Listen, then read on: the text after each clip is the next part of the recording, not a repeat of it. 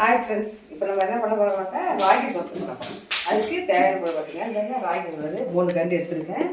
இதில் வந்து வெங்காயம் போட்டுக்கலாம், பச்சை மிளகாய், கேரட்டு திருவள் கொஞ்சம், இது வந்து கொத்தமல்லி, இது கருவேப்பிலை போட்டுட்டு தண்ணி ஊற்றி கொஞ்சம் நல்லா தண்ணியாக கலந்து வச்சுக்கலாம். தேவையான இதில் வந்து ஜீரக பொடி கொஞ்சம் போட்டுங்க, சால்ட்டு கொஞ்சம் போட்டுங்க, உங்களுக்கு எவ்வளோ தேவையானது போடுங்க. ஊற்றி நல்லா கலந்துடும், அப்போ தான் மெல்லிசாக முறுமுறுன்னு வரும்.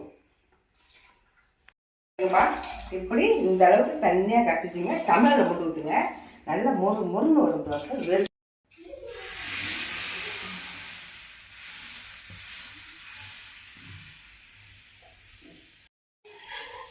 இருங்கப்பா, அப்படி சூப்பராக வரும் பாருங்க. நல்லா திருப்பி போட்டு மோடு வச்சு சாப்பிடுங்க.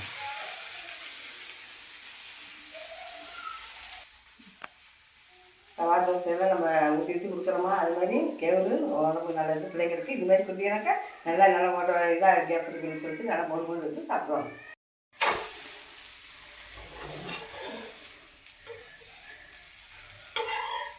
சூப்பர் தோசை வாங்கிக்கலாம், செம்மையாக இருக்கா? क्या बना दोस्त है चॉकलेट दोस्त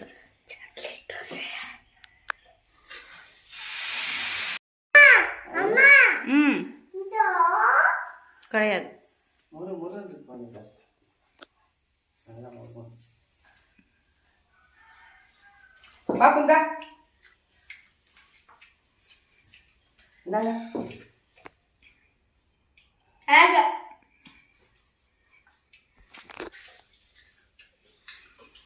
சட்னி வச்சு சாப்பிடலாம். நாங்கள் சட்னி அரைக்கிறேன், சமையலும் சட்னியாக எது சட்னி பெஸ்ட்டாக இருக்கும் வச்சு சாப்பிடுங்க. இதில் என்ன போட்டுக்கோமா, அதனால வெறுமனே சாப்பிடலாம். சூப்பராக இருக்கும், ட்ரை பண்ணுங்க. பிள்ளைங்களுக்கு நல்லா ஊற்றி விடுங்க, நீங்களும் சாப்பிடுங்க. இந்த இதுக்கு எல்லாம் ஊற்றி சாப்பிடுவோம். இந்த வாங்க, சுட சுட நல்லா பொறுந்து ராகி தோசை சாப்பிடுவோம். Thank you. வீடியோ பிடிச்சிருந்தா லைக் சப்ஸ்கிரைப் பண்ணுங்க. பாய். தேங்க்யூ.